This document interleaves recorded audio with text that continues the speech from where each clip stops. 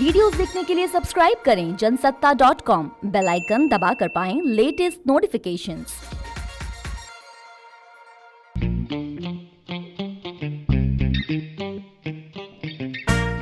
साल 2013 कुछ अखबारों में खबर छपी कि सुरों की मल्लिका लता मंगेशकर ने केंद्र सरकार से अपनी बहन उषा मंगेशकर को पद्म अवार्ड देने की सिफारिश की है। खबर छपने के बाद कुछ लोगों ने लता को ट्रोल करना भी शुरू कर दिया। बस फिर क्या था, लता जी इन खबरों को पढ़कर काफी नाराज हुईं और उन्होंने तुरंत पत्र लिखकर अपना पक्ष स्पष्ट किया। पद्म पुरस्कार देने वाली जो कमेटी है वो हर साल मुझे पत्र लिखकर इन पुरस्कारों के लिए नाम मांगती है और मैं हर साल नाम भेजती हूँ। इस साल भी मैंने उषा मंगेशकर और सुरेश वाडेकर का नाम भेजा है और ये दोनों ही नाम पुरस्कार के लिए योग्य है। साल 1949 अशोक कुमार और मधुबाला स्टारर महल फिल्म सुपरहिट हो चुकी थी। फिल्म के गीत आएगा आने वाला ने पूरे देश में हंगामा मचा रखा था, लेकिन इस गीत ने ऑल इंडिया रेडियो के सीनियर ऑफिसर्स को परेशान करके रख दिया। परेशानी की वजह यह थी कि लोग चिट्ठी लिखकर पूछ रहे थे कि इस गाने को असल में किसने गाया है। दरअसल उन दिनों फिल्म के जो रिकॉर्ड्स होते थे म्यूजिक के, उस पर सिंगर का नाम नहीं होता था, बल्कि उस किरदार का नाम लिखा होता था गाने के आगे जिस किरदार के ऊपर वो गाना पिक्चराइज किया गया है। तो महल का ये जो गाना है आएगा आने वाला, उसमें भी मधुबाला का वो जो किरदार था उसका नाम लिखा हुआ था रिकॉर्ड्स के आगे, न कि लता मंगेशकर का जिन्होंने ये गाना गाया था। विवाद लंबा चला और लता को बाकी गायकों का साथ भी मिल गया। आखिरकार फिल्म निर्माताओं को झुकना पड़ा और इस तरह गायकों की आवाज को उनके नाम का भी साथ मिल गया।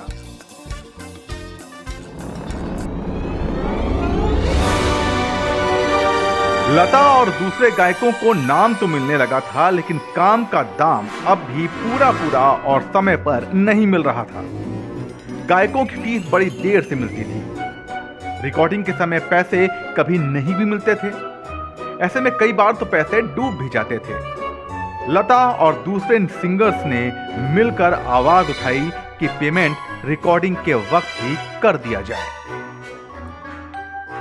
अब जरा सोचिए, अगर गाने और पेमेंट को लेकर ये सवाल लता मंगेशकर खड़ा करती हैं और उस समय सारे ही प्रोड्यूसर्स एक साइड में हो जाते हैं और कहते हैं कि हम इन्हें काम नहीं देंगे, तो क्या होता। हालांकि ऐसा हुआ नहीं, क्योंकि लता मंगेशकर अपने आवाज़ से इतनी ऊपर और इतने बड़े कद की गायिका बन चुकी थी कि डायरेक्टर, प्रोड्यूसर और दर्शक हर कोई सिर्फ उनकी आवाज़ में ही हर गाने को सुनना चाहता था। इसलिए अगर प्रोड्यूसर एक साइड भी हो जाते तो दर्शक है ना, सब कुछ ठीक कर देते। आखिरकार इस बार भी पलड़ा लता का ही भारी रहा और निर्माताओं को झुकना पड़ा। सिंगर्स को अब पैसा रिकॉर्डिंग के वक्त ही मिलने लगा था, लेकिन फिल्म निर्माताओं और म्यूजिक कंपनियों के साथ लता का विवाद बाकी था। ऐसा विवाद जिससे उनके दोस्त भी नाराज होने वाले थे। सिंगर्स को पेमेंट तो वक्त पर मिलने लगा था, लेकिन म्यूजिक रिकॉर्ड्स की बिक्री से मिलने वाले रॉयल्टी को म्यूजिक कंपनियां, प्रोड्यूसर्स और म्यूजिक डायरेक्टर्स ही आपस में बांट लेते थे। लता को यह बात नागवार गुजरी और उन्होंने आवाज उठाई कि हिस्सा गायकों को भी मिलना चाहिए। सिंगर मुकेश कुमार समेत कई बड़े गायक लता के साथ थे, लेकिन मोहम्मद रफी इस बात से इत्तेफाक नहीं रखते थे।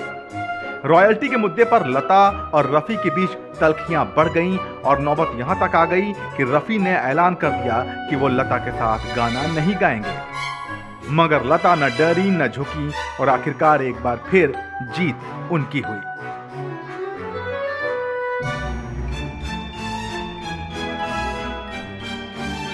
रॉयल्टी कंट्रोवर्सी का जिन्न 2012 में फिर से बोतल से बाहर निकल आया। दरअसल लता ने एक इंटरव्यू में रॉयल्टी विवाद को याद करते हुए कह दिया कि उन्होंने मोहम्मद रफी के साथ कभी न गाने का ऐलान किया था, लेकिन संगीतकार शंकर जयकिशन के बीच बचाव और रफी के माफी मांगने के बाद उन्होंने अपना इरादा बदल दिया। मैंने कहा रफी साहब को कि मैं नहीं गाऊंगी। सबसे पहली बात तो ये कि उनकी खुद की अपने वर्डिंग्स है। आप अगर पेपर पढ़ें तो आपको पहले मालूम पड़ेगा कि रफ़ी साहब ने उठ के सबसे पहले कहा कि मतलब मैं लता के साथ गाना नहीं गाऊंगा, उन्हीं की कोट है।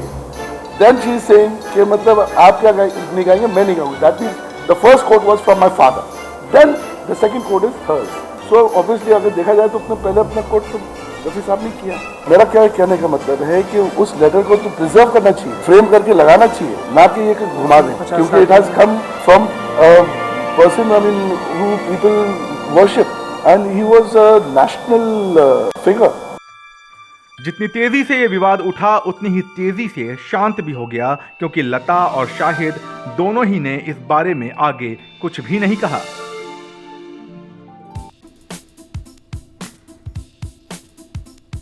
एक छोटी सी बात ने लता और एच डी बर्मन के बरसों पुराने रिश्तों को तार तार कर दिया था। बात 1957 की है। पेइंग गेस्ट फिल्म के गाने की रिकॉर्डिंग चल रही थी। बर्मन दा की आदत थी कि वो लंच के वक्त सबको कमरे से बाहर भेज देते थे, लेकिन उस रोज लता कमरे से बाहर नहीं निकली। उल्टे बर्मन दा से लंच शेयर करने की जिद करने लगी। झुंझुलाहट में बर्मन दा ने उन्हें डांट दिया। लता को यह बात इतनी बुरी लगी कि उन्होंने बर्मन दा के साथ कभी न गाने का ऐलान कर दिया।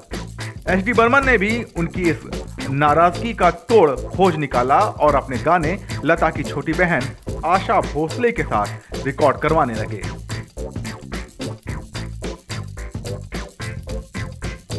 लता की तकरार उस दौर के एक और दिग्गज संगीतकार ओपी नैयर के साथ भी हुई। 1952 में नैयर साहब ने अपनी फिल्म आसमान के एक गीत गाने के लिए लता को बुलाया। लता जब रिकॉर्डिंग बूथ में रिहर्सल कर रही थी तो ओपी नैयर साहब मिक्सिंग रूम में थे। उन्हें शायद लता का गाना पसंद नहीं आ रहा था। इस दौरान लता ने ओपी और टेक्नीशियनों को उनके बारे में कुछ बड़बड़ाते हुए सुन लिया।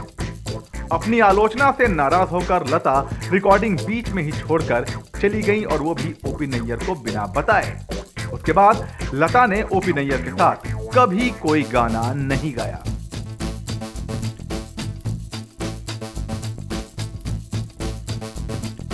अपने लंबे फिल्मी करियर के दौरान लता पर कई बार ये आरोप लगे कि वो इंडस्ट्री पर अपनी मोनोपोली बनाना चाहती हैं। कुछ गायिकाओं ने तो उन पर इस बाबत इल्जाम भी लगा दिए। ऐसी ही एक गायिका थी वाणी जयराम। 1971 में आई फिल्म गुड्डी के बाद वाणी ने अपने दोस्तों को बताया कि लता उनके करियर में मुश्किलें खड़ी कर रही हैं। वाणी का कहना था कि लता के प्रभाव के चलते संगीतकार उन्हें काम नहीं दे रहे।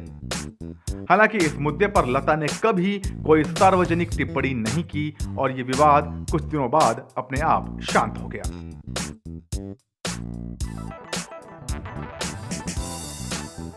दिग्गज गायक किशोर कुमार के साथ भी लता का झगड़ा होते होते बचा था। लेखिका नसरीन मुन्नी कबीर को उनकी किताब लता मंगेशकर इन हर ओन वॉइस के लिए इंटरव्यू देते हुए लता जी ने बताया कि एक बार जब वो गाना रिकॉर्ड करने जा रही थी तो उन्हें लगा कि कोई लड़का लोकल ट्रेन से लेकर रिकॉर्डिंग स्टूडियो तक उनका पीछा कर रहा है। जब वो लड़का स्टूडियो के अंदर चला आया तो लता घबरा गई थी, लेकिन तभी संगीतकार हेमचंद प्रकाश ने उन दोनों का परिचय कराया। वो लड़का कोई और नहीं बल्कि किशोर कुमार थे, जिन्हें लता के साथ एक गाना रिकॉर्ड करना था।